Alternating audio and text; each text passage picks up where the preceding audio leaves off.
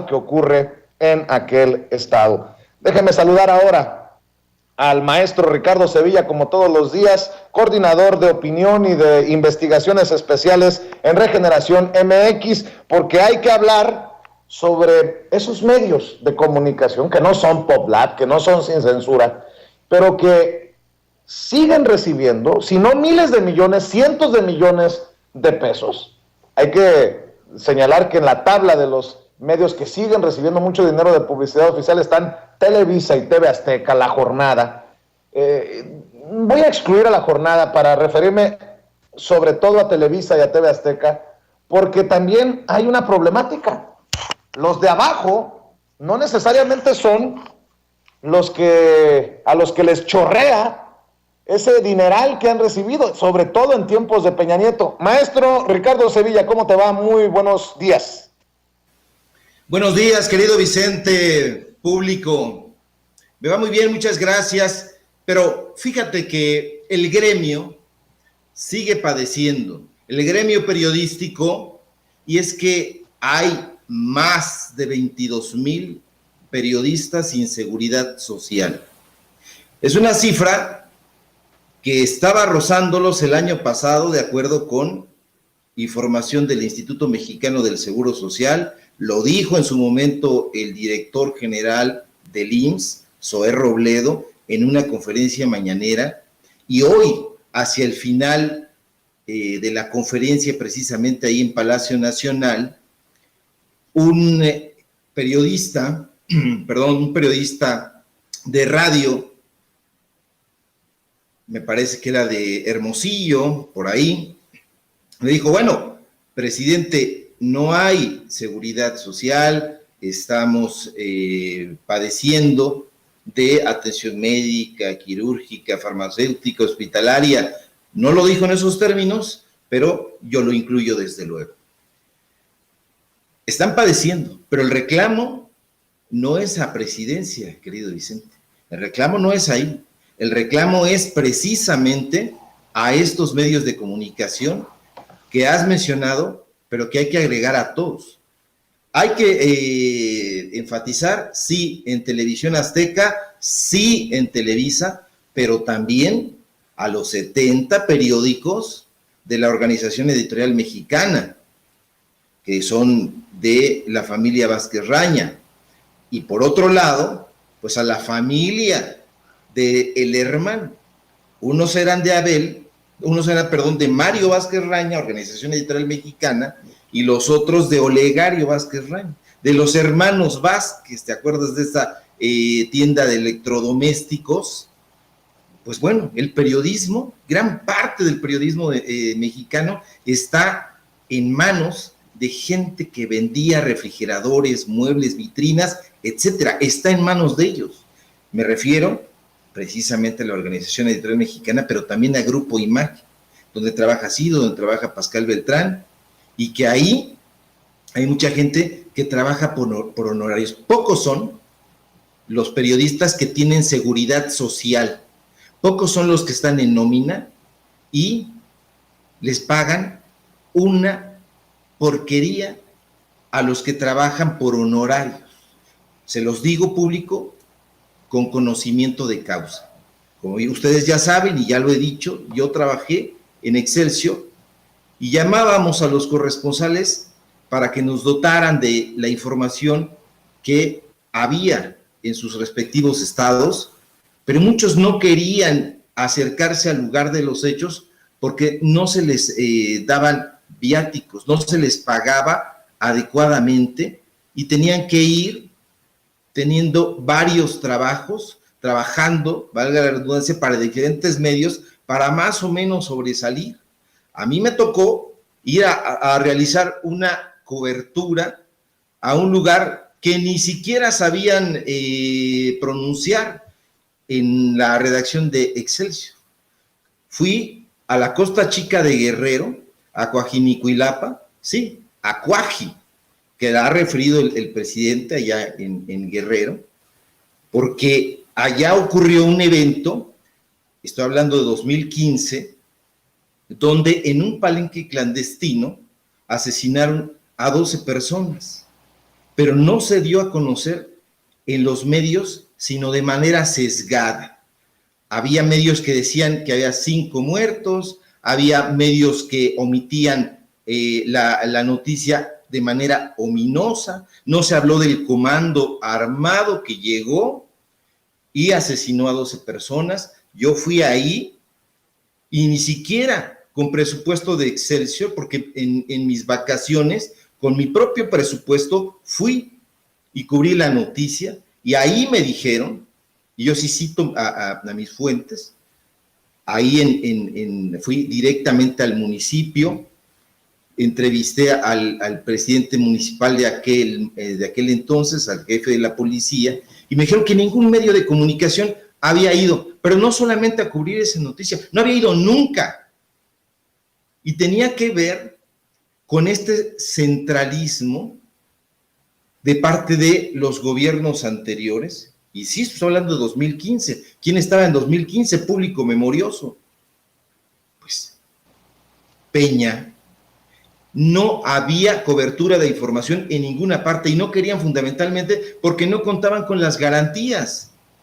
No contaban con las garantías, y hoy el reclamo, bien hecho, en la mañanera, ahí en Palacio Nacional, pero no es precisamente al presidente a quien se deben dirigir estas quejas, porque él ya respondió, no hoy, respondió hace un año, precisamente con ese esquema para dar seguridad social en ese entonces eran 22,000, ahora ya lo superan, 22,000 trabajadores de la comunicación, periodistas que no cuentan con seguridad social, atención médica, quirúrgica, farmacéutica, hospitalaria, nada. No tienen derecho a Infonavit, no tienen nada, y ni siquiera les dan pues una información adecuada. Porque ahí en Excelsior yo publiqué precisamente un reportaje especial sobre algo que se llama modalidad 40 del IMSS, porque no sabían ahí. Asesoré en su momento incluso al propio director del periódico, que en ese entonces era el director editorial, Gerardo Galarza, pero no saben nada y se dejan explotar. Entonces, por eso ayer hice este llamado al gremio a que no se deje ya someter, sobajar, que no trabajen ya para estos grandes corporativos que pasan por encima de sus derechos elementales y que no les brindan la seguridad necesaria y que corren riesgos. El periodismo en todo el mundo, no solo en México, es pues sumamente peligroso. El presidente lo dijo ya en la última pregunta que respondió hoy, felicitó. ¿Qué presidente felicita? No felicitaban ni los presidentes ni los gobernadores cínicos. Les decían, palabras de Duarte, pórtense bien, pórtense bien. El presidente los felicita a los periodistas independientes. ¿Por qué? Porque es una profesión riesgosa. ¿Cuándo es independiente en realidad?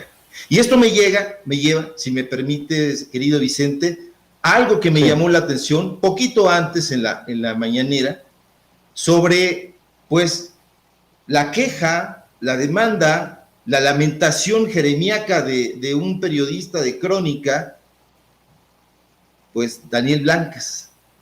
Se quejó, se lamentó. ¿Qué te parece, Ricardo, para la gente que no vio la mañanera, si precisamente por contexto vemos esa parte, esa queja, esa réplica de Daniel Blancas en la mañanera, luego de ser exhibido como parte del quién es quién en las mentiras de la semana el miércoles por un reportaje que él publicó en Crónica? ¿Te parece? Me parece fenomenal. Perdón por romper un poco el tono histórico, anecdotario del país.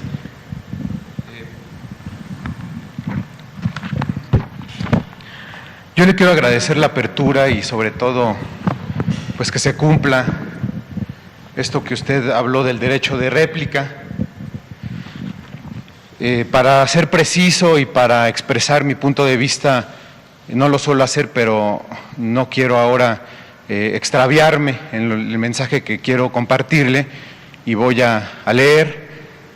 Lo voy a hacer rápido y no me llevo más que 4 minutos.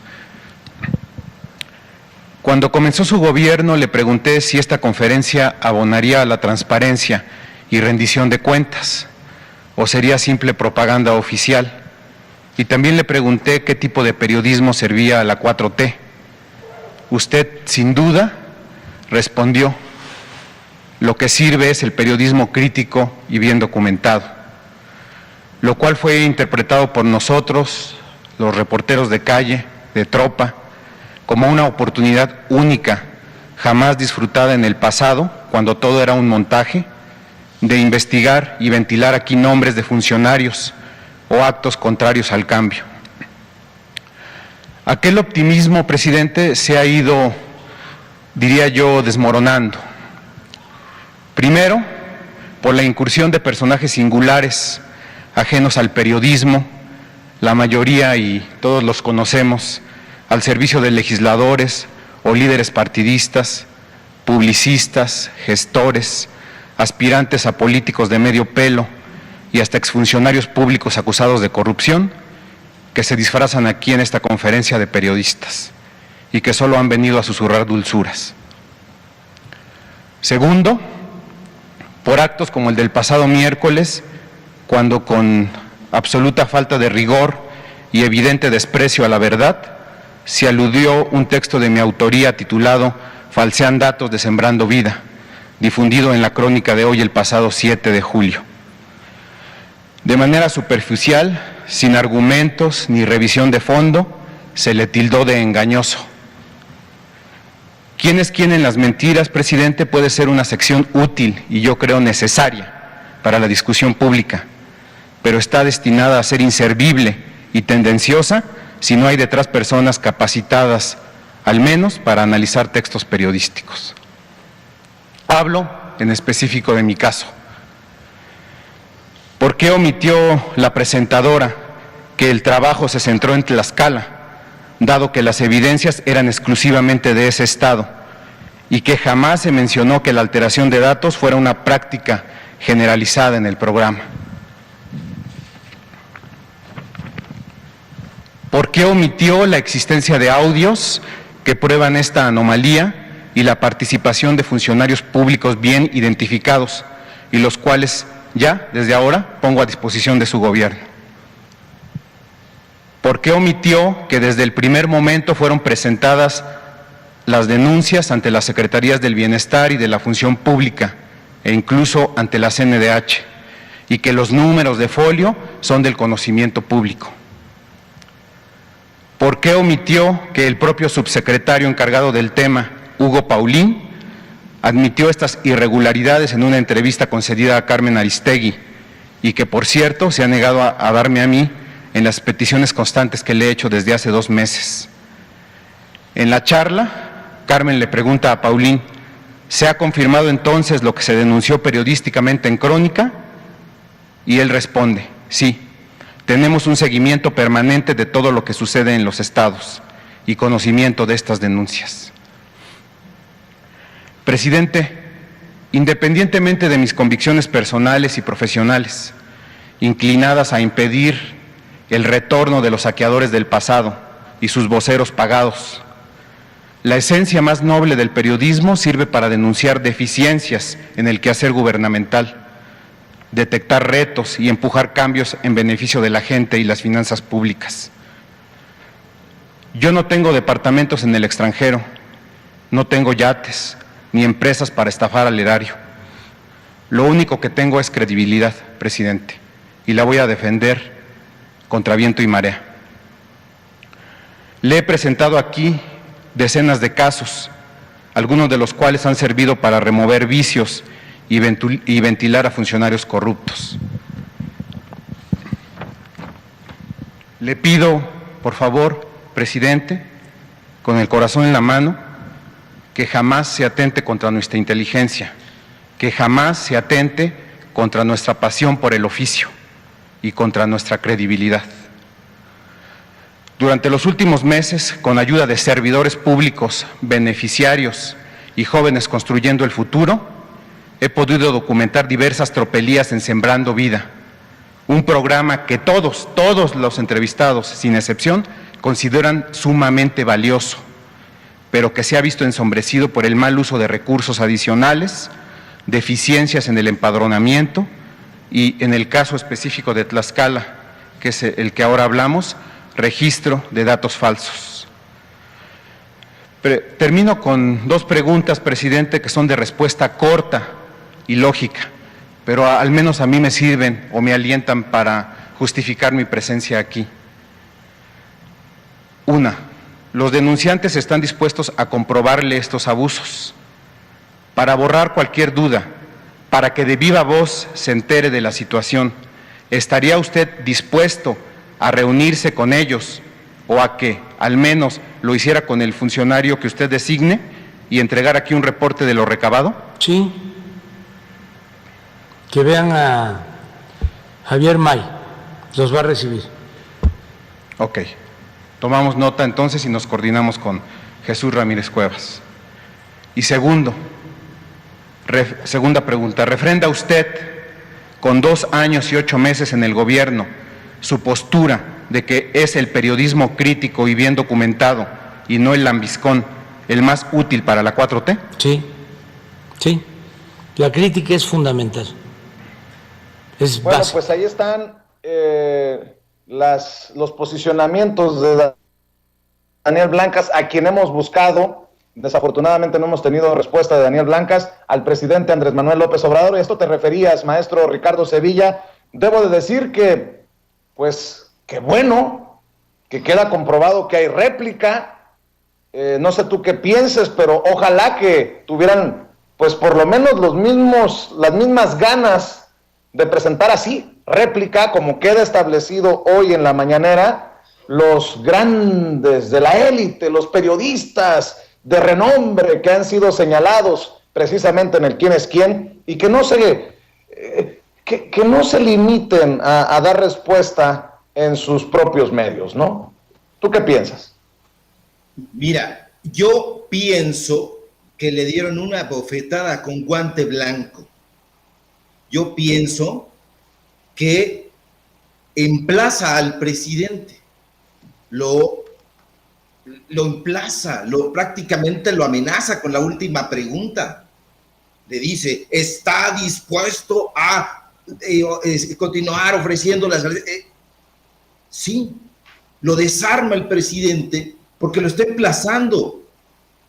Yo he visto, he leído estos reportajes que se concentran efectivamente en el estado de Tlaxcala, pero que precisamente por concentrarse en el estado de Tlaxcala pretenden inhibir el resto de los resultados beneficiosos que se han obtenido a través del programa Sembrando Vida. El presidente le dice, sí, estoy dispuesto, pero además, sí, vas a platicar con Javier May. Entonces, el reclamo fue a leer lo que publicó textual en Crónica. Está muy bien. Yo celebro que se hagan este tipo de investigaciones, que si hay corrupción en Sembrando Vida y el programa social que se analice, personajes en particular, en estados, en municipios, que se den a conocer audios, testimonios, lo veo muy bien, lo celebro. Perfecto. Ahora, a mí me gustaría muchísimo que este periodista libre que dice que no tiene departamentos ni casas en el extranjero, nos hablara un poquito, ya que está tan cerca de sus jefes, que sí los tienen, que no tienen departamentos ni casitas, que tienen residencias, que tienen autos lujosísimos y que han hecho barbaridad y media, y me refiero concretamente para que el público lo sepa, porque yo creo que ya lo sabe, insisto, el público memorioso, La Crónica de Hoy, como se llama este periódico, que en algún momento incluso maldirigió Pablo Iriart, este antilópez obradorista, pues pertenecen a Jorge Kawashi Macari. Gastín, los dos, padre e hijo. Jorge Kawashi Gastín, Jorge Kawashi Macari. Ya los conocen. El público memorioso ya lo sabe. Son empresarios y políticos. Y el hijo boxeador, ¿no? Es una de las figuras más polémicas, más excéntricas. Yo diría que, pues, de las últimas 2 décadas. Oye, maestro. Sí. Me manda un amigo conocedor del tema, me dice, no dudo que Daniel, su medio, La Crónica de Hoy, es propiedad de Carlos Salinas y todo lo que se maneja ahí es en función de golpear a la 4T. Te lo dejo de tarea. ¿Me escuchas, maestro? Mira nada más lo que dice. No dudo que Daniel Blancas pudiera ser un buen periodista, pero tiene un defecto de origen. Su medio, La Crónica de Hoy, es propiedad de Carlos Salinas y todo lo que se maneja ahí es en función de golpear a la 4T. Te lo dejo de tarea. Por supuesto, y tu amigo dice bien, porque este periódico fue fundado precisamente bajo la égida, bajo el patrocinio de Carlos Salinas de Gortari. ¿Y ustedes quién creen que estuvo ahí?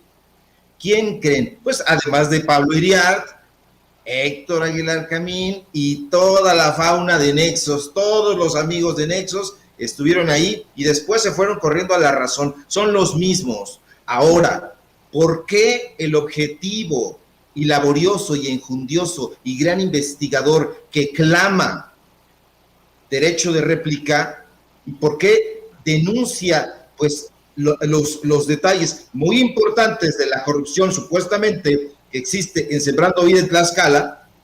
¿Por qué no nos dice qué pasó con Cosmocolor, el jugoso negocio de las licencias que tenían los Kawashi? ¿Por qué no nos habla sobre los pagos, sobre la triangulación, sobre todo las tropelías que hizo este señor Kawashi Gastín, que fue salinista, que es priista, que fue presidente de la Canacitra precisamente en el sexenio de Carlos Salinas de Gortari? ¿Por qué no nos habla también de eso? ¿Por qué no nos habla de cómo su hijo, este personaje monstruoso realmente, en todos los sentidos de la palabra, físicamente e intelectualmente, humanísticamente, un engendro proclive a los escándalos, un engendro que entró a la Comisión Mundial de Box y se coronó campeón mundial a través de una carrera que intentó verle la cara al público mediante peleas mediocres, arregladas, un tipo ahí operado, haciendo una actuación horripilante. Ese sujeto, pues es el vicepresidente de La Crónica de Hoy, donde escribe este periodista independiente. ¿Cómo estamos llenos de periodistas independientes que nos damos cuenta que no lo son, pero ni tantito? Sirven a los intereses de personajes que él dice, yo no tengo departamentos en el extranjero, yo voy a defender mi credibilidad contra viento y marea. Credibilidad publicando en un medio como ese, porque si no los tienes a la mano, pues dilo y te vas. Dice la frase hecha que tanto peca el que mata a la vaca como el que le agarra la pata. Y entonces, si tú no estás de acuerdo en publicar en un medio que se ha encargado de defraudar, de robar, de mentir, de saquear, de tener adjudicaciones directas, de hacerse ricos, tanto en el medio empresarial como en la farándula, de meterse incluso en los asuntos deportivos, de ser salinistas, de toda esa cochinada, ¿por qué no lo dices también y por qué no te vas? Yo no soy ejemplo de nada, pero trabajé en Excelsior y me fui. Tenía un sueldo decoroso y me largué. ¿Por qué? Porque no lo soporté y lo puede constatar la gente que estuvo ahí. Cuando yo me fui en plena junta editorial, porque no soporté los gritos de la subdirectora Fabiola Guarneros y no soporté más seguir ahí metido, pese a que podía yo, y que lo hice, quedarme sin seguridad social, sin trabajo, sin medios en ese momento para vivir. ¿Por qué? Porque existe la dignidad humana, porque existe también el respeto a sí mismo, que es a lo que invito a estos periodistas, y que no sean cínicos, que no vayan a reclamar una cosa. Pues sí, si hay corrupción y se prueba, adelante, que se proceda. El presidente le dijo, adelante, vas a reunirte con Javier May, ahí que se pongan de acuerdo con Jesús Ramírez Cuevas. Entonces, le dio una respuesta y dijo, estoy abierto a la polémica, al debate, por supuesto, a que la gente se informe, y dijo también que lo que él ahí en la mañana afirma no es la verdad absoluta, pero mediante pruebas, pues se puede debatir en un asunto muy constructivo, pero que no vengan a desgarrarse las vestiduras, querido Vicente, es decir, que son independientes y que denuncian una tropelía que, pues, resulta, pues, hasta cierto punto inocua frente a todas las atrocidades que han hecho los corruptos de los dueños de la crónica de hoy salinista. Que nos explique, por favor, qué demonios pasó en Cosmocolor y qué continúa pasando ahí.